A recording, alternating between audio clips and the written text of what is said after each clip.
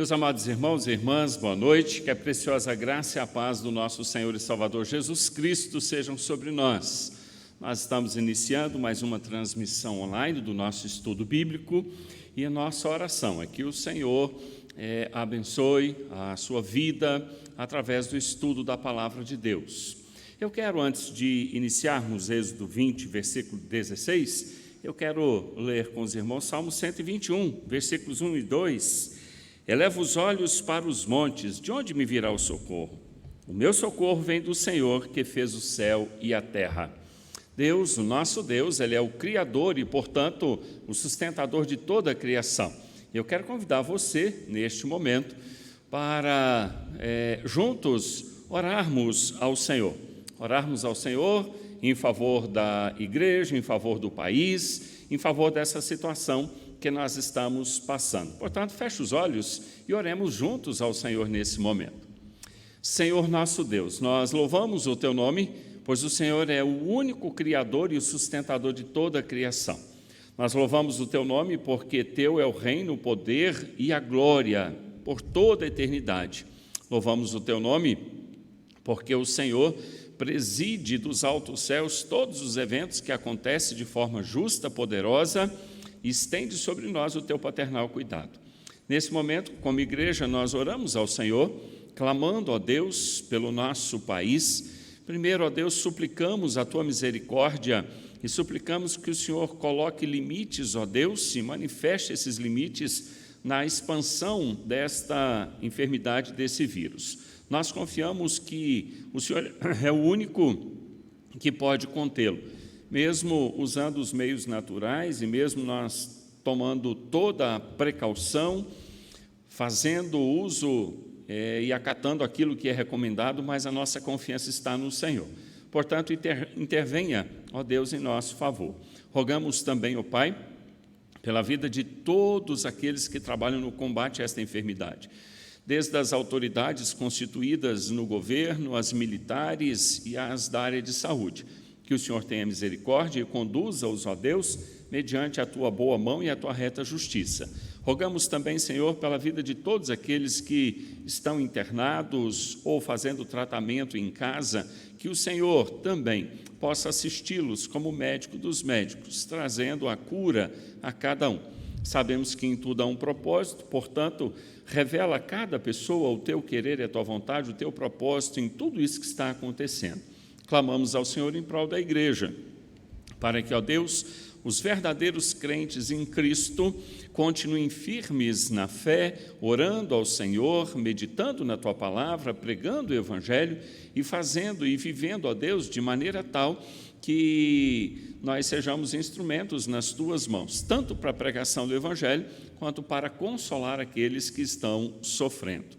Nós oramos também, ó Deus, por esses dias em que nós teremos apenas transmissão online. Que o Senhor, ó Deus, desperte o Teu povo. Não permita que o Teu povo durma o sono da morte, mas trabalhe no coração de cada um, não somente os compromissos cristãos, mas, acima de tudo, o relacionamento, a vida com o Senhor. Também externamos a nossa gratidão pelas bênçãos recebidas. Aqueles irmãos que, em tratamento, quer seja de Covid ou outras enfermidades, abençoados pelo Senhor, receberam alta, estão em casa, nós Te agradecemos e tributamos ao Senhor a bênção, ó Deus, da cura física. Quanto a nós, nesse momento, guia-nos pela Tua palavra. Nós assim oramos, em nome de Jesus. Amém. Pois bem, Êxodo, capítulo de número 20, versículo de número 16. Nós estamos, então, estudando os 10 mandamentos. Quero orientá-lo, quero chamar a sua atenção como pastor para que você não cometa o erro de estudar a Escritura e transgredir os mandamentos. A cada vez que nós abrimos a Palavra de Deus na leitura devocional, ou que nós recebemos um estudo da Palavra de Deus, quer seja um estudo pessoal que você faz, ou através da igreja, paira sobre nós uma responsabilidade maior na obediência. E nós estamos percebendo que muitos membros da igreja não têm estado atentos à prática dos mandamentos. Então, tome bastante cuidado, preocupe-se com a sua vida, avalie a sua conduta diariamente, não somente em termos dos 10 mandamentos, que é o resumo, né, do nosso dever para com o Senhor, mas em toda a Escritura, que o Senhor tenha misericórdia de nós e que nenhum de nós seja encontrado numa desobediência consciente e proposital. Êxodo capítulo 20, versículo de número 16, não dirás falso testemunho contra o teu próximo. Lembrando que no domingo nós mencionamos que esse é um dos mandamentos que mais exige de nós, uma vez que ele trata diretamente dos nossos relacionamentos interpessoais. E nós estamos relacionando o tempo todo, né? Ou com a família em casa, esposo, filhos, vizinhos, outros familiares que estão mais distantes. Nós estamos relacionando com crentes, com não crentes, quer seja no trabalho, no mercado, em todos os lugares que nós estamos indo, nós relacionamos com as pessoas. Então, é muito importante lembrar que o Senhor exige de nós verdade, que o Senhor exige de nós uma postura verdadeira em nossos pensamentos, sentimentos, palavras e ações. Nós vamos dar continuação àquilo que o mandamento proíbe, o que é pecado. Então, nós já tratamos de alguns aspectos no domingo e pretendemos concluir agora. Então, continuando a respeito daquilo que é pecado subornar falsas testemunhas e proferir sentença injusta. Então, os ímpios, eles não medem esforços para condenar pessoas inocentes e absolver pessoas culpadas. Para isso, é lógico, eles contratam falsas testemunhas e subornam essas falsas testemunhas. E eles fazem a mesma coisa quando é uma causa civil, para que ela seja decidida, então, de maneira contrária àquilo que é justo, àquilo que é verdadeiro, àquilo que é o óbvio da questão. Então, eu quero citar um texto e um exemplo aqui, que tem a ver com o rei Acabe. Então, 1 Reis, capítulo 21, do versículo 8 até o versículo 19. Nós temos vários textos que pontuam isso, mas eu procurei escolher algumas passagens que trazem o conteúdo daquilo que nós estamos tratando, e são algumas pequenas narrativas que reforçam o ensino que nós estamos tratando. Então, veja bem. Então, escreveu cartas em nome de Acabe, selou-as com o sinete dele e as enviou aos anciãos e aos nobres que haviam na sua cidade e habitavam com Nabote. E escreveu nas cartas, dizendo: apregoai um jejum e trazei Nabote para a frente do povo. Fazei sentar defronte dele 2 homens malignos, que testemunhem contra ele, dizendo: blasfemaste contra Deus e contra o rei.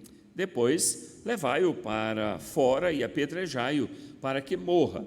Os homens da sua cidade, os anciãos e os nobres que nela habitavam, fizeram como Jezabel lhes ordenara, segundo estava escrito nas cartas que lhes havia mandado.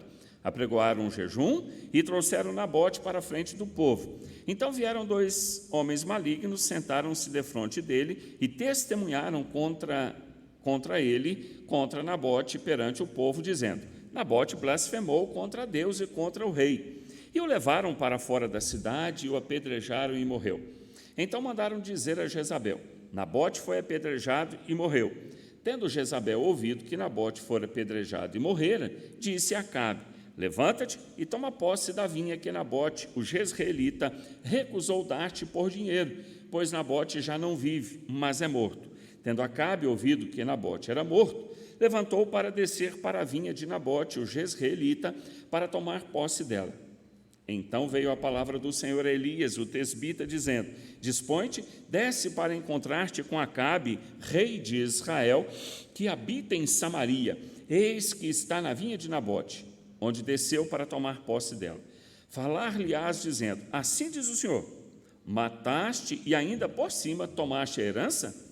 Dir-lhe-ás mais: assim diz o Senhor: no lugar em que os cães lamberam o sangue de Nabote, cães lamberão o teu sangue, o teu mesmo. Essa vinha era de Nabote, ele não quis vender ela ao rei Acabe, ela significava muito para ele. Era justo que ele continuasse como proprietário. Porém, a maligna e diabólica Jezabel conscientemente preparou todo um julgamento mandou que trouxessem 2 homens, dos quais ela deu a qualidade, que sejam malignos, que saibam falar a mentira, que saibam testemunhar falsamente, para que então possam testemunhar contra Nabote. E olha que eles ainda levantaram um jejum, fizeram todo um princípio como se fosse aquele julgamento fosse verdadeiro. Prepararam um julgamento falso, prepararam testemunhas falsas, e então acusaram Nabote, que sem direito à defesa foi então morto apedrejado, e então Acabe tomou posse da vinha. Porém o Senhor claramente ordenou com que Elias fosse e decretasse a sentença contra ele. Meus irmãos, se no meio do povo do Senhor havia homens malignos assim e mulheres malignas como Jezabel, o próprio Acabe e aqueles homens que testemunharam, muito mais ao nosso redor haverá pessoas assim, pessoas que compram testemunhas falsas, que subornam testemunhas. Haverá julgamentos e situações ao nosso redor que aparentemente nós seremos prejudicados, nós seremos usurpados, mas o Senhor, Ele defende a nossa causa. Provérbios 17:15 diz assim: o que justifica o perverso e o que condena o justo, abomináveis são para o Senhor, tanto um como o outro. Nós não usamos esses pesos, não usamos essas medidas. Se nós não tivermos absolutamente nenhuma testemunha que venha depor a nosso favor, depor o que é verdadeiro, o Senhor está presente conduzindo tudo. Portanto, tomemos todo o cuidado, porque é pecado subornar testemunhas e proferir sentença injusta, mesmo que seja só você e a pessoa. Se você não tem conhecimento, não profira uma sentença. A sua palavra, quando verdadeira, tem peso diante do Senhor e ela sempre prevalecerá. Seguindo aqui, é pecado qualificar o mal de bom e o bom de mal. Então, é pecado inverter pessoas boas e colocá-las como se fossem más, e pessoas más colocando como se fossem boas. Ou uma situação má, tratá-la de boa, ou uma situação boa, tratá-la de má. Então, isso equivale a quebrar ou negar a distinção entre certo ou errado. Essa distinção entre certo e errado, o mal e o bom, isso foi estabelecido pelo Senhor Deus, e Ele zela por isso, Ele preserva isso, Ele faz distinção claramente entre justo e injusto, entre aquilo que é o certo, o correto, aquilo que é errado. Então, a distinção entre o certo e o errado, ela é absoluta e ela é imutável, porque ela procede da natureza do próprio Senhor. Isaías, capítulo 5, versículo 20, diz assim: ai dos que ao mal chamam bem, e ao bem mal, que fazem da escuridade luz e da luz escuridade, põe o amargo por doce e o doce por amargo. Então, é totalmente proibido inverter a qualidade das pessoas, inverter o estado de uma situação. Então, o que é mal sempre será mal, e o que é bom sempre será bom. Então, tomemos muito cuidado para que essas inversões não aconteçam. Um exemplo entre vários que nós podemos dar é qualificar como bom e necessário a transgressão de um mandamento, por exemplo, o domingo do Senhor. Então, ainda vejo muitos dos irmãos, depois de uma exaustiva exposição do 4º mandamento, fazendo do dia do Senhor aquilo que querem. Irmãos, isso não pode continuar acontecendo. O domingo ele é exclusivo do Senhor. É um domingo santo ao Senhor, não às nossas necessidades. E não tenha, então, por bom fazer qualquer atividade neste dia, mesmo que ela lhe seja benéfica, mas transgredir o mandamento do Senhor. Isso não é bom. Tome bastante cuidado. Seguindo o nosso estudo, é pecado também ocultar a verdade quando a mentira clama por nossa reprovação. Então, é pecado ocultar a verdade quando a mentira clama a nossa reprovação.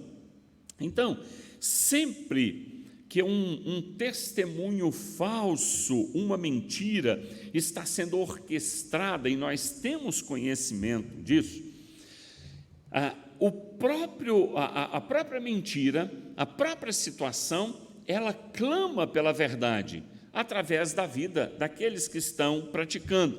E a partir do momento que nós tomamos conhecimento de que algo dessa natureza está acontecendo, nós temos então a responsabilidade de confrontar todo e qualquer processo fraudulento e mentiroso, toda e qualquer mentira.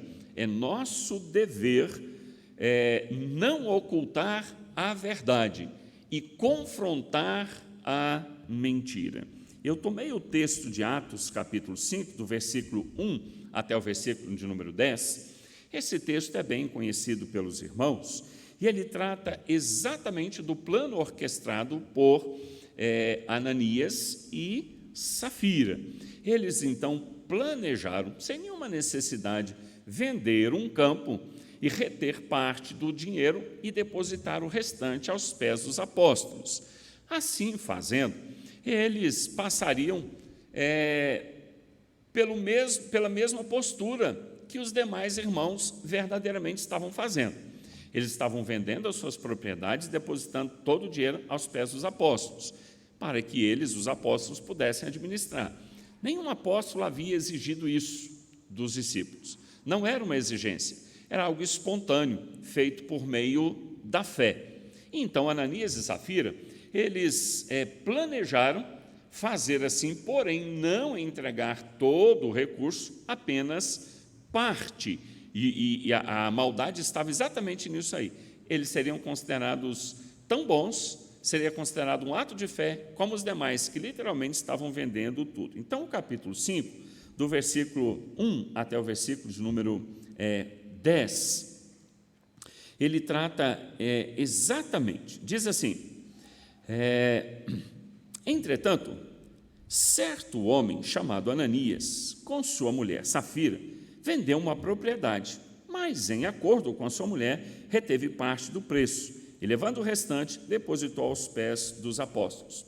Então disse Pedro: Ananias, por que encheu Satanás teu coração para que mentisse ao Espírito Santo, reservando parte do valor do campo? Conservando, porventura, não seria teu? E vendido, não estaria em teu poder? Como, pois, assentaste no coração este desígnio? Não mentiste aos homens, mas a Deus.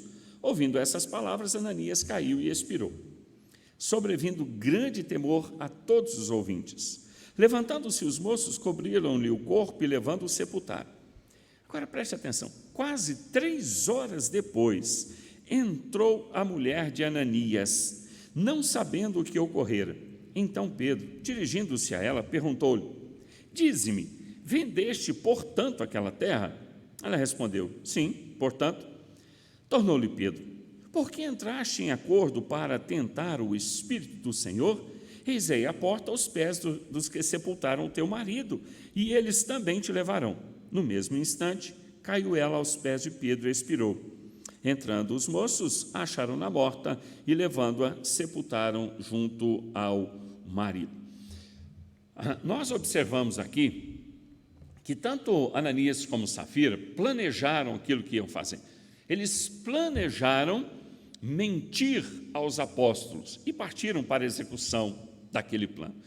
Ananias chegou e então executou aquilo que ele havia planejado, e o Espírito Santo revelou a Pedro qual era o plano, e então Pedro decretou a sentença dele. O interessante é que passou-se 3 horas. Safira teve todo o tempo para pensar na mentira que eles haviam planejado. Nesse tempo que ela tem, certamente a verdade a estava pressionando. Isso é fato. Toda pessoa que está envolvida com a mentira, a verdade a pressiona. Ela teve toda a oportunidade, o tempo que necessitava, para não cometer o mesmo erro do seu esposo. 3 horas se passaram e ele não havia retornado para casa. E quando ela chegou, Pedro ainda deu a oportunidade para que ela pudesse, então, desmentir, para que ela pudesse falar a verdade. E ela se não fez. E então, confrontada por Pedro, que sem a ação do Espírito Santo, jamais teria conhecimento desse plano diabólico de Ananias e Safira. Então, iluminado pelo Espírito Santo e capacitado pelo Espírito Santo, Pedro confrontou Safira, que manteve a sua mentira. Ela defendeu a sua mentira, sendo falsa e mentindo a Pedro, mentindo ao Senhor e ao Espírito Santo que ali estava. A mesma sentença veio sobre ela. Portanto, é pecado ocultar a verdade quando a mentira clama por nossa reprovação. Este acontecimento está registrado na Escritura para que nenhum de nós seja negligente ao confrontar alguém, uma vez que nós tomamos conhecimento que tal pessoa está faltando com a verdade. Foi o que Pedro fez com Ananias e logo depois com Safira também. Portanto, irmãos, todas as oportunidades que nós tomarmos conhecimento de que uma mentira está sendo contada, que um plano mentiroso está sendo levado adiante, é nosso dever confrontar a mentira, independente de quem quer que seja. Ainda é pecado também ficar em silêncio quando temos o dever de falar. Irmãos, o crente, ele é o legítimo defensor da verdade na terra e jamais nós poderemos ocultá-la. Mesmo que o falar a verdade, mesmo que o confrontar a mentira, implique em denunciar autoridades, quer sejam as autoridades civis ou quer seja uma autoridade eclesiástica. Mas nós temos que defender a verdade. Ao defender a verdade, nós estamos defendendo o Senhor da verdade. Nós estamos defendendo a palavra da verdade. Portanto, ocultar a verdade é pecado. E eu quero ler com vocês o livro do profeta Oséias, capítulo 4, versículo 1 até o versículo 6. Preste bastante atenção na semelhança da narrativa que o profeta faz aqui com os nossos dias. Oséias 4, de 1 a 6. Ouvi a palavra do Senhor, vós filhos de Israel. Então a mensagem é direta para o povo de Israel. Porque o Senhor tem uma contenda com os habitantes da terra, porque nela não há verdade, nem amor, nem conhecimento de Deus. O que só prevalece é perjurar, mentir, matar, furtar e adulterar. E há arrombamentos e homicídios sobre homicídios. Por isso, a terra está de luto, e todo o que mora nela desfalece. E todo o que mora nela desfalece com os animais do campo e com as aves do céu. E até os peixes do mar perecem. Todavia, ninguém contenda, ninguém repreenda, porque o teu povo é como os sacerdotes aos quais acusa. Por isso tropeçarás de dia, e o profeta contigo tropeçará de noite, e destruirei a tua mãe. O meu povo está sendo destruído porque lhe falta o conhecimento. Porque tu, sacerdote, rejeitaste o conhecimento, também eu te rejeitarei, para que não sejas sacerdote diante de mim. Visto que te esqueceste da lei do teu Deus, também eu me esquecerei de teus filhos. O povo de Israel estava numa situação de extrema calamidade moral e espiritual. Conhecendo a verdade, mas apenas na teoria e não praticando, eles passaram a não confrontar mais todos os pecados das nações ao redor deles, nações com as quais eles se relacionavam, comercialmente, politicamente também. E o pior não foi isso, a situação não para por aí. Essas nações e o povo de Israel, eles se misturaram misturaram religiosamente, se misturaram com as famílias casando, se dando em casamento, e já ninguém mais confrontava o pecado que o povo praticava deliberadamente. E o que é pior, a própria liderança espiritual estava cometendo o mesmo erro, de não confrontar e de também praticar os mesmos pecados que são descritos aqui pelo profeta. Então, houve um efeito cascata na imoralidade, na idolatria e na queda de conduta do povo, e ninguém mais confrontava ninguém. A responsabilidade maior aqui, ela parte sempre da liderança, naquela época vindo dos reis, dos profetas e dos sacerdotes. Os verdadeiros profetas, como o profeta Oséias, foi erguido pelo Senhor e a sua voz proclamou a verdade e conclamou o povo à justiça. Mas os demais profetas, falsos profetas que lá estavam, junto com os sacerdotes, todos se entregaram a uma vida de falsidade, pecado e desobediência. Portanto, eles estavam cometendo o pecado de silenciar diante do povo e silenciar diante dos povos que habitavam ao redor de Israel, e estavam cometendo o pecado não só de não confrontar a verdade, mas de praticar tudo aquilo que o Senhor abomina. Irmãos, nós não podemos nos silenciar em face a tudo que está acontecendo ao nosso redor. Mesmo se as nossas autoridades eclesiásticas, que são as que mais nós temos em estima, porque são os representantes legítimos de Deus para pastorear o povo, se em algum momento eles faltarem com a verdade, nós temos que confrontar. Nós temos que confrontar todo o povo ao nosso redor. Por isso eu tenho enfatizado, mas parece que muitos de vocês não estão entendendo, o fato de nós semearmos a palavra de Deus confrontando os pecadores ao nosso redor. Esta é uma responsabilidade nossa. Não espere que ímpio semeie a palavra de Deus. Então, use com mais sabedoria e eficácia as suas redes sociais para transmitir a palavra de Deus, pois ela, por si só, ela já confronta os pecadores. Bom, então, naquela época, o povo estava ocultando a verdade e se deliciando no pecado. Não cometa os mesmos erros em nossos dias. Semeie a palavra, confronte os pecadores, defenda a verdade. Não fique em silêncio. O Senhor cobrará todo o covarde que não proclamar a sua palavra. Mas eu quero levantar uma questão dentro desta proibição, que é pecado ficar em silêncio quando temos o dever de falar a verdade. Será que existe alguma situação em que a verdade deve ser ocultada? Será que existe alguma situação em que a verdade deve ser ocultada? Então, preste atenção em duas afirmações aqui. Primeira delas, ocultar a verdade é um pecado quando escondemos algo daqueles que têm o direito de o conhecer. Então, ocultar a verdade é um pecado quando escondemos algo daqueles que têm o direito de o conhecer. Isso é pecado. Não podemos esconder nada absolutamente de ninguém. Agora, preste atenção na segunda afirmação. Às vezes, temos o dever de ocultar algo daqueles que não têm o direito de conhecer. Então, existem pessoas que têm o direito de conhecer a verdade e existem pessoas que não têm o direito de conhecer a verdade. Qual é o exemplo que nós podemos citar aqui? Eu estou pegando um do breve catecismo, tá bom? Perdão, do catecismo maior. O exemplo é impedir, o exemplo de quando nós devemos ocultar a verdade.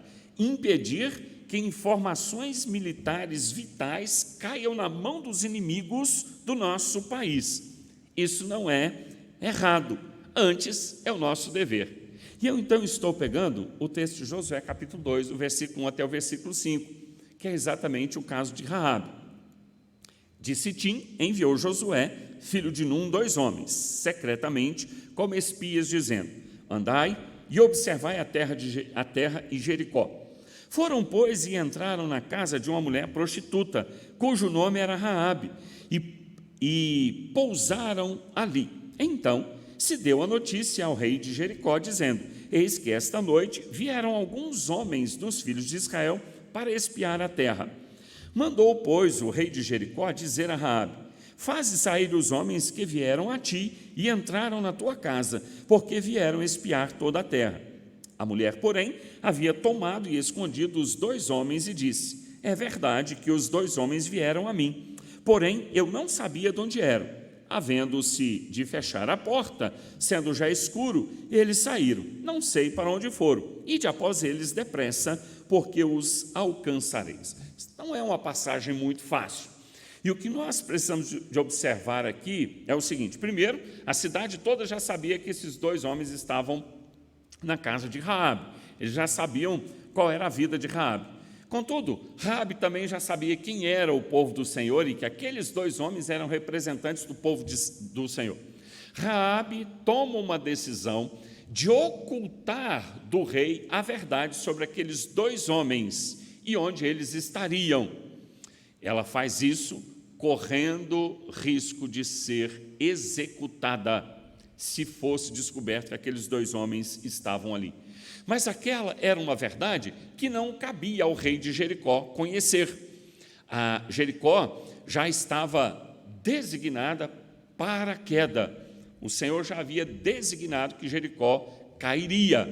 E Raabe, então, oculta dos mensageiros do rei a verdade. Essa verdade não cabia a eles. O restante desse texto nós deixamos nas mãos do Senhor, pois Raabe é citada pelo ato de fé que ela praticou. Ela simplesmente ocultou do rei e dos seus soldados uma verdade que não cabia a eles conhecer. E quando eles saíram, ela então pediu clemência àqueles homens. Ela sabia de onde eles eram, a quem pertenciam, e ela pediu a eles que preservasse a vida dela e dos seus familiares. Raabe está na genealogia do Senhor Jesus Cristo. Isso não nos dá o direito de sairmos contando mentiras, de sairmos mentindo, tomando como pretexto um texto fora de contexto. Mas nós corremos o risco de enfrentar alguma situação em que nós tenhamos uma verdade, mas que não cabe a outras pessoas aquela verdade. Suponhamos que eu e você saibamos onde está escondido o povo do Senhor e alguém vem e nos pressiona para denunciar onde esse povo está. Essa verdade não cabe a esta pessoa, não devemos falar. Espero que você tenha entendido.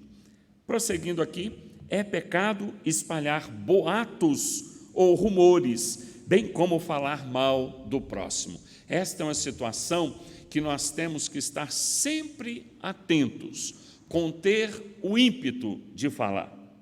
Então, Deus condena todo aquele que espalha boatos, ou até mesmo uma verdade, mas que causará a ruína de outra pessoa. Então, preste muita atenção, porque, principalmente nesses dias da velocidade da internet, irmãos, misericórdia, como que uma desgraça, ela corre com tanta rapidez. Se nós, eu vou falar dos crentes, se nós, os crentes, tivéssemos tanta disposição para comunicar a verdade do Evangelho, como nós temos disposição para comunicar e compartilhar uma desgraça, uma morte, o Evangelho chegaria ao mundo inteiro com muita rapidez. Eu nunca vi um negócio desse. A desgraça acontece em questão de segundo, está ali todo mundo compartilhando aquilo. Pense, põe a mão na consciência e divulgue o Evangelho com tanta rapidez como você divulga essas coisas ruins. Mas Deus condena todo aquele que espalha boatos. Muitas das notícias na internet é fake news, é boato, não é verdade. E mesmo que seja uma verdade, mas essa verdade, se ela for arruinar mais ainda a pessoa, não faça isso. Contenha o ímpeto, contenha esse mau hábito. Então, mesmo que uma pessoa seja culpada, Não devemos falar mal dessa pessoa, não devemos espalhar esta maldade. Aliás, o que nós devemos proclamar com muita rapidez é o Evangelho. Pecado a gente não tem que compartilhar, não tem que anunciar de modo algum. Então as pessoas às vezes compartilham, olha, para informar, estou preocupado. Tome muito cuidado com isso.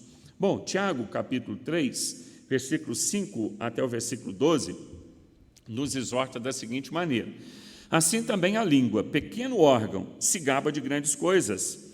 Vede como uma fagulha põe em brasas tão grande selva.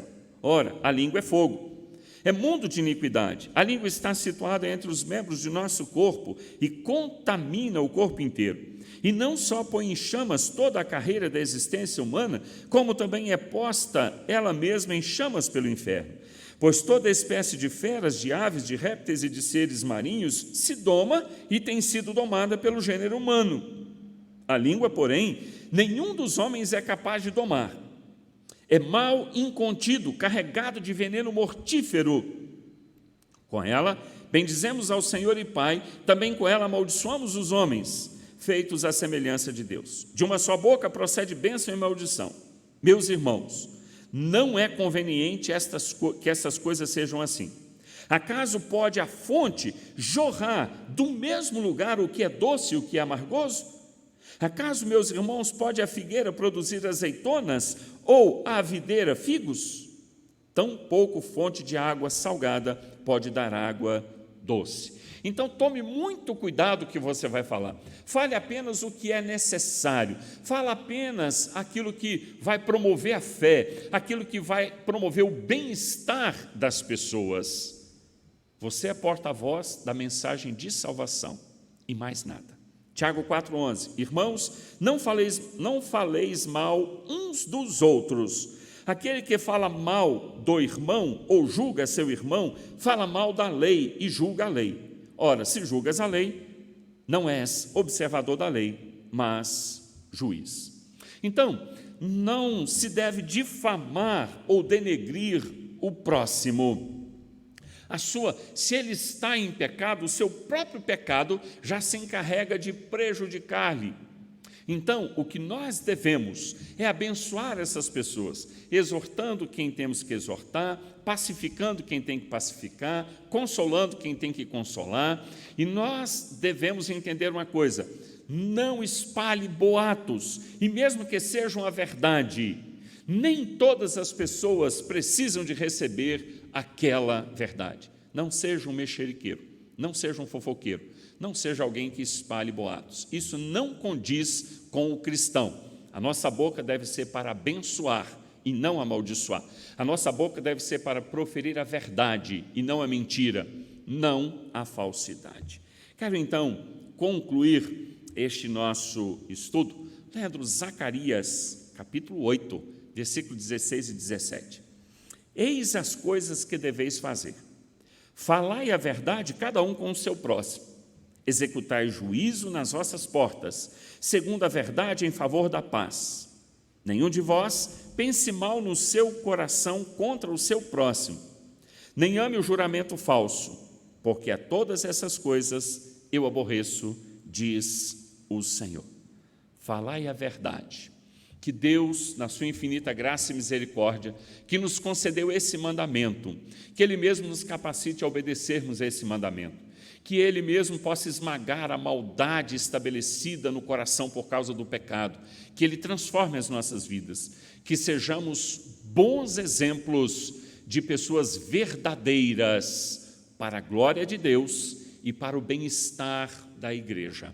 Que Deus nos abençoe. Amém. Vamos orar?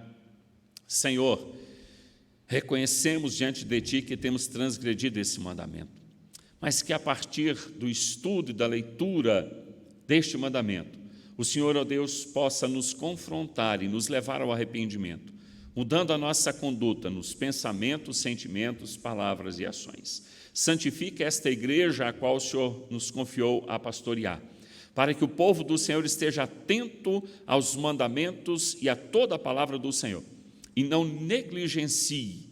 Nós oramos assim em nome de Jesus. Amém. Meus irmãos, quero apenas dar mais um aviso. nós faremos domingo às 9 horas também a transmissão online. À noite, às 18 horas, faremos um culto com o número mínimo de pessoas aqui na igreja. E nós queremos orientar os irmãos para que, nesse mesmo período, tanto às 9 horas quanto às 18 horas, que você acompanhe a transmissão no tempo estabelecido. Se nós não estivéssemos com esse impedimento, nesse momento você estaria aqui na igreja. Então, acompanhe no tempo que está determinado, às 19h30, quarta-feira, às 9 horas, no domingo, e às 18 horas, procure se organizar.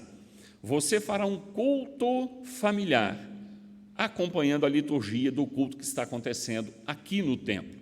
Então, procure se organizar, não fique deitado no sofá, sente onde você vai acompanhar, cante, ore, ouça a palavra, glorifique ao Senhor com culto familiar.